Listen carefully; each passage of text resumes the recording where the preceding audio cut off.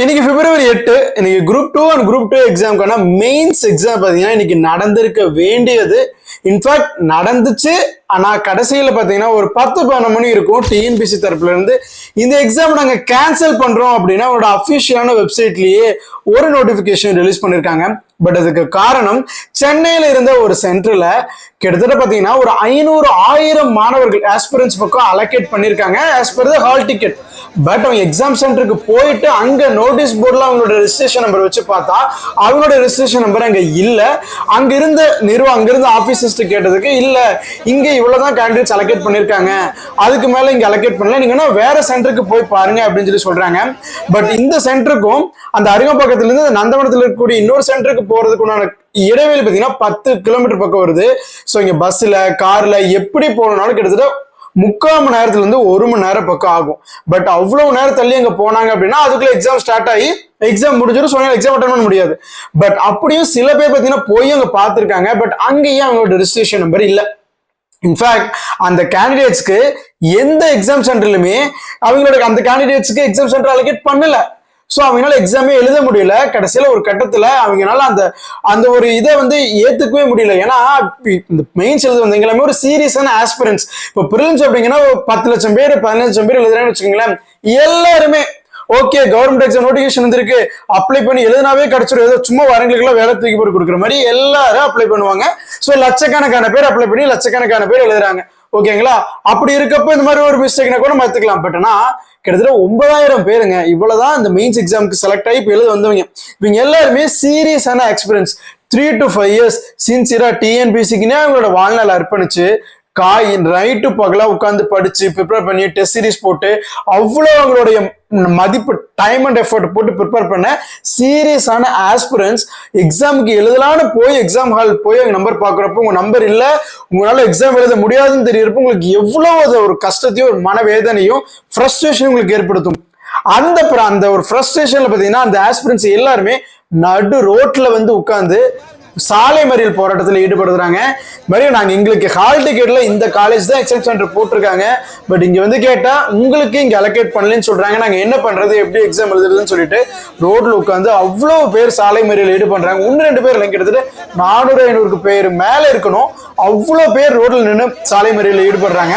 So எல்லாருமே convince பண்ண try பண்றாங்க, இல்ல நீ அந்த சென்டருக்கு போங்க, உங்களுக்கு எக்ஸாம் எக்ஸ்ட்ரா டைம் கொடுக்குறோம், நீங்க போய் எழுதுங்க அப்படின்னு. ஒரு எக்ஸாம் அப்படிங்கிறது அந்த ஒரு மைண்ட் செட் அந்த ஒரு மென்டாலிட்டி ரொம்ப முக்கியம். கொஞ்சம் நம்ம பதட்டப்பட்டோம், நம்ம மைண்ட் நம்ம கண்ட்ரோல் இல்லை, அந்த மைண்ட் செட் இல்லைன்னா தெரிஞ்ச கொஸ்டினே முட்டிட்டு வந்துடும். எவ்வளவு பேரு நல்லா ப்ரிப்பேர் பண்ணிருப்பாங்க, பட் அந்த எக்ஸாமுக்கு முன்னாடி ஒரு அவசரமா பஸ் விட்டு லேட்டா வர்றதுனாலயோ அந்த எக்ஸாம் முன்னாடி வரக்கூடிய டென்ஷனால அந்த படப்படப்புனால தெரிஞ்ச கொஸ்டினே விட்டுட்டு வந்துருவாங்க. நம்ம எல்லாத்துக்குமே தெரியும் காம்படிட்டிவ் எக்ஸாம் பொறுத்த வரைக்கும் 1 மார்க் 0.5 மார்க்ல போஸ்டிங் போயிடும். நம்ம இவ்வளவு வருஷம் உட்கார்ந்து ப்ரிப்பேர் பண்ணி எக்ஸாம் எழுதுனது எல்லாம் வேஸ்ட். பிகாஸ் ஜாப் கிடையாது. பிகாஸ் ஒரு 0.5 கட் ஆஃப்ல 0.1 மார்க் கட் ஆஃப்ல உனக்கு ஜாப் போயிடுச்சு, போஸ்டிங் போயிடுச்சு. அப்படி இருக்கப்போ ஒரு கேள்வி நீங்க தவறு விட்டாலும் அது உங்களுடைய வாழ்க்கையிலேயே மிகப்பெரிய ஒரு விளைவை பாதிப்பு ஏற்படுத்தும். அப்படி இருக்கப்போ இந்த மாதிரி எவ்வளவு ஒரு பதட்டத்துல போராட்டத்தில் ஈடுபட்டு அதுக்கப்புறம் போயிட்டு எக்ஸாம் எழுதுனா எப்படி எழுதுவாங்க? எக்ஸாம் கேன்சல் பண்ணுங்கன்னு சொல்லுவாங்க, சாலை மறியல் ஈடுபடுறாங்க. அதுக்கப்புறம் ஒரு 10-11 மணி இருக்கும். அப்போ டிஎன்பிசி அபிஷியலாக வெப்சைட்லயே இந்த மாதிரி இன்னைக்கு நடக்கவிருந்த TNPSC group 2 and group 2 mains exam cancel பண்றோம் அப்படிங்கறத அறிவிச்சிருக்காங்க.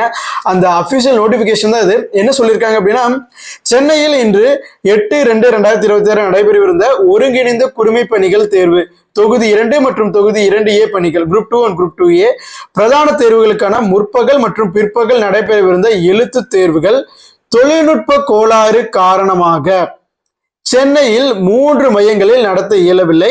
எனவே தேர்வர்கள் நலனை முன்னிட்டு இன்று நடைபெறவிருந்த 2 தேர்வுகளும் சென்னை உட்பட தமிழ்நாடு முழுவதும் ரத்து செய்யப்பட்டு பின்னர் வேறு தேதியில் நடத்தப்படும். இது குறித்து தேர்வுகள் அனைவருக்கும் மறுதேர்வு நடைபெறும் நாளுக்கு 15 தினங்களுக்கு முன்பாகவே தேர்வு மையங்கள் ஒதுக்கீடு செய்யப்பட்டு தேர்வு கூட நிலவுச்சீட்டு விவரம் குறுஞ்செய்தி மற்றும் மின்னஞ்சல் மூலம் தகவல் அளிக்கப்படும் அப்படிங்கிற சொல்லியிருக்காங்க. பிளஸ் எதிர்வரும் 22/2/2026 நடைபெற உள்ள ஒருங்கிணைந்த குடிமை பணிகள் தேர்வு தொகுதி 2 பணிகள் பொது அறிவு தேர்வு தாள் 2 அன்றைய தினமே நடத்தப்படும். இது தொடர்பாக தேர்வுகளுக்கு மீண்டும் சரிபார்த்து தேர்வு கூட நுழைவுச்சீட்டு மீண்டும் 13/2/2026 அன்று வழங்கப்படும். அதாவது இன்னைக்கு நடக்க இருந்த எக்ஸாம் கேன்சல் ஆயிருச்சு. இது எப்போ நடத்துறோம் அப்படிங்கிற தேர்வு பின்னர் அறிவிக்கப்படும், அதுக்குண்டான அந்த 15 days முன்னாடி நாங்கள் அறிவிப்போம்னு சொல்லிட்டாங்க. பிளஸ் ஆனால் அடுத்து February 22 அன்னைக்கு டிஸ்கிரிப்டிவ் பேப்பர் எக்ஸாம் ஷெட்யூல் பண்ணியிருந்தாங்க. ஸோ அந்த எக்ஸாம் எப்பவும் போல நடக்கும் அப்படின்னு சொல்லியிருக்காங்க. பிளஸ் அதுக்கான ஹால் டிக்கெட் மறுபடியும் நாங்கள் 13/2/2026 அன்னைக்கு நீங்க அபிஷியலா டிஎன்பிஎஸ்சி வெப்சைட்ல டவுன்லோட் பண்ணிக்கலாம் அப்படிங்கறதையும் சொல்லியிருக்காங்க.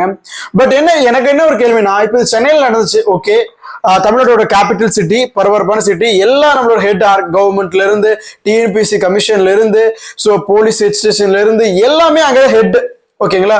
ஸோ அங்கே நியூஸ் சேனல்ஸ் இருந்து எல்லாமே அங்கே இருக்காங்க.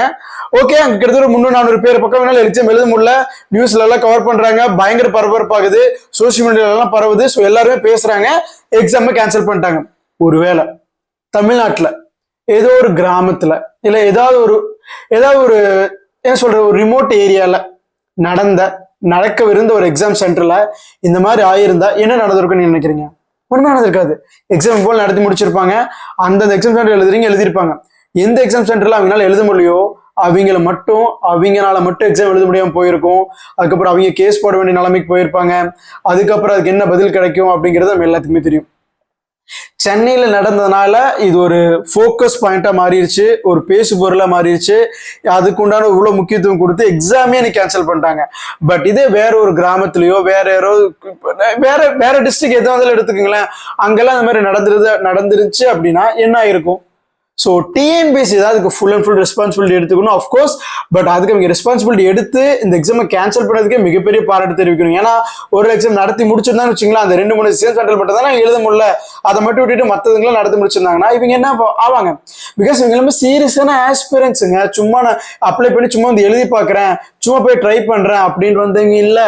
நைட்டும் பகலா படிச்சு அவங்க ப்ரிலிம்ஸை கிளியர் பண்ணிட்டு இப்போ மெயின்ஸ் எக்ஸாம் எழுத வந்திருக்கக்கூடிய சீரியஸான எக்ஸாம் ஆஸ்பிரன்ஸ்.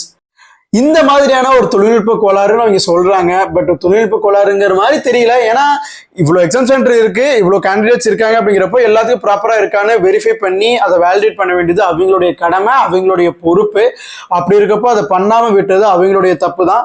ஸோ இதுக்கான முழு ரெஸ்பான்சிபிலிட்டி டிஎன்பிஎஸ்சி எடுத்துக்கிட்டு இன்னைக்கு எக்ஸாமை கேன்சல் பண்ணியிருக்காங்க. ஸோ லேட்டரா எப்போ எக்ஸாம் அறிவிக்கிறாங்க அப்படிங்கிறத டிஎன்பிஎஸ்சி அஃபிஷியல் வெப்சைட்ல தெரிஞ்சுக்கலாம்.